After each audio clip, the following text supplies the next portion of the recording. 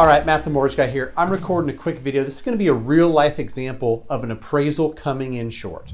How it affected the person's down payment, how it affected their loan, how it affected their interest rate, how it affected their cash to close, all of that. The good news is I have a real life example. So of course I'm not going to use names, addresses, or any personal information, but these are real numbers from a loan that I literally went through today.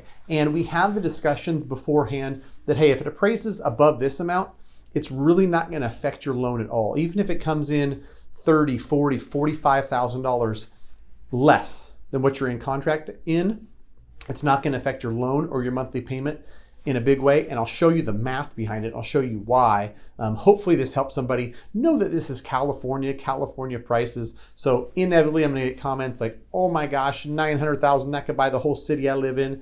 Okay, take this number, divide it by 3, or take this number, divide it by 4, if you're in a part of the country where these numbers seem absolutely astronomical. In some parts of California, unfortunately, this is entry-level stuff, 900,000. So without further ado, I've got a client who is in contract at 900,000, and they knew they're working with a really seasoned, experienced real estate agent. They've got an agent on the other side that understands, hey, listen, how are we going to put this contract together knowing that $900,000 is going to appease the seller and the buyer's going to be okay with it, but it might not appraise at 900. They both knew, both sides, and the client and me all had conversations around this before we even get into contract. We're in contract at 900,000, but it might appraise around the 850 mark. What's that going to look like? And so the conversations were had. We knew what to expect. So when the appraisal came back at 855,000, that was literally this morning, nobody was surprised. Nobody freaked out. Clients just said, hey, Matt, can you throw us what exactly that's going to look like? Sure. First, let me run you through this, then I'll tell you what it looks like. This is how we had it set up. Our original loan estimate and our disclosures and getting the file set up. 900,000, 10% down, $810,000 loan amount. In this specific county in California, we can go up to 822, 375, and it's still a conforming loan. So we're not talking jumbo, we're talking about conforming conventional loan. 30-year fixed, 3.05%, 3436 is the principal and interest. 108 is the mortgage insurance for this 10% down deal. 1103 is monthly taxes and insurance. So we've got a total payment of $46.48 a month. Now here's what happened. The appraisal came in, like I said, at 855,000.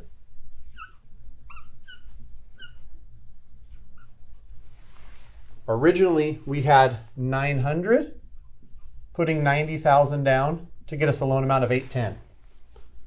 Before I could even jump in the file, the underwriter from a very quality lender who knows what they're doing basically made the internal changes, left the loan amount the same at 810. Here's what happens.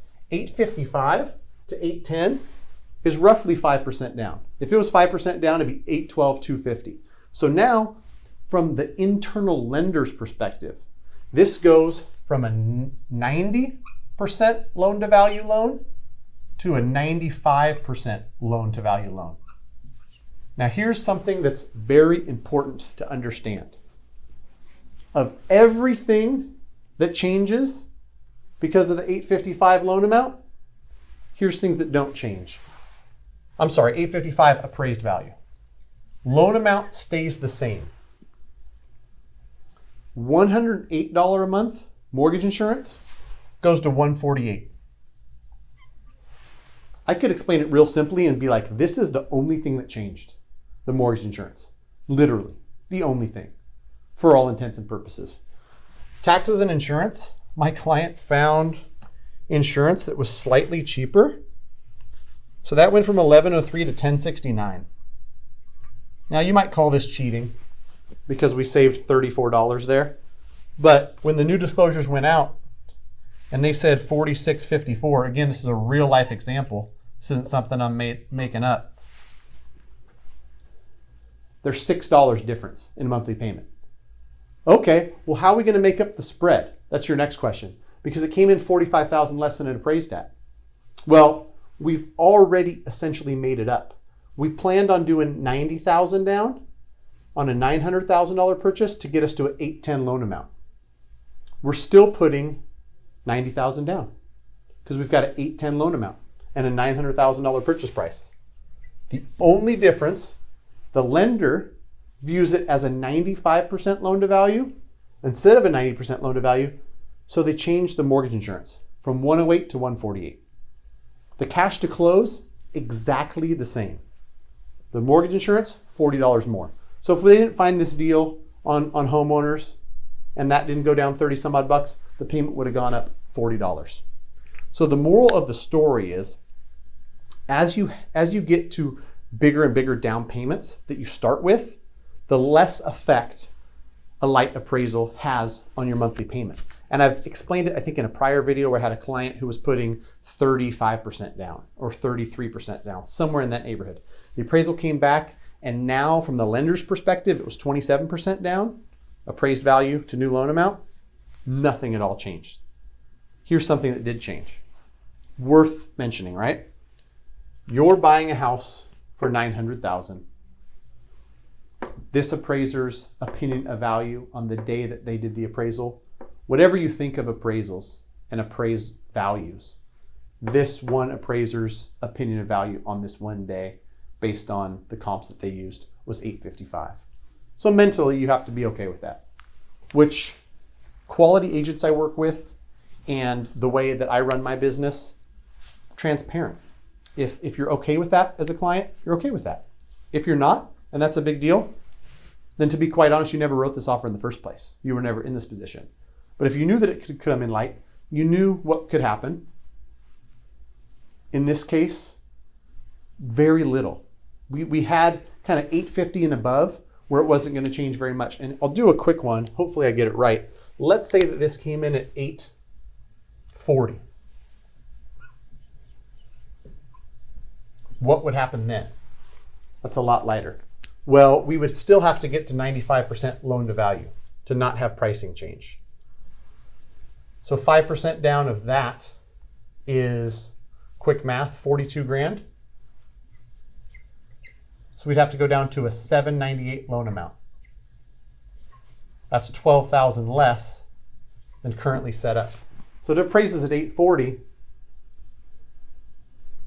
We do have to come in with about 12,000 more. The good news is the loan amount is 12,000 less, which means the payment is going to go down. MI goes up to 148. The payment on a $12,000 less, probably 60 bucks, you know? So it probably offsets that and more, a little bit more out of pocket.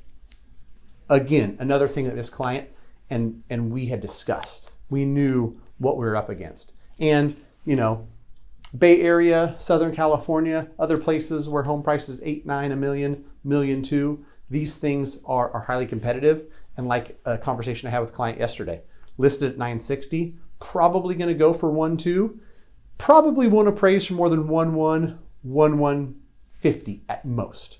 So there's going to be something like this that comes up. The more educated you are up front about, you know, how that's going to look coming out the other side, one, the better you can prepare yourself and say, I'm going to make this offer or I'm not. And two, the better you communicate that to the list side. And I think this is something that helped us got this offer accepted. We talked to the list side and said, listen, the buyer knows the offer they're writing, which matters, right? If you're writing an offer, but then an appraisal comes in light and the buyer's like, oh my gosh, I wasn't prepared for this. I didn't know that if it came in at 840, I'd have to bring an extra 12,000, or, you know, my payment was going to do this or do that. Then you've got the chance of a deal falling apart. If all these conversations are had, if buyers know exactly what they're getting into, and that is, you know, communicated to the list side, then we know we're that much more likely to the finish line. Hopefully this was helpful. If you have any questions at all, Matt, M-A-T-T, at mattthemortgageguy.com. Only licensed in California. Got plenty of business here. And if you're doing business out of state, I've got plenty of broker friends out of state I can refer you to. Thanks for watching.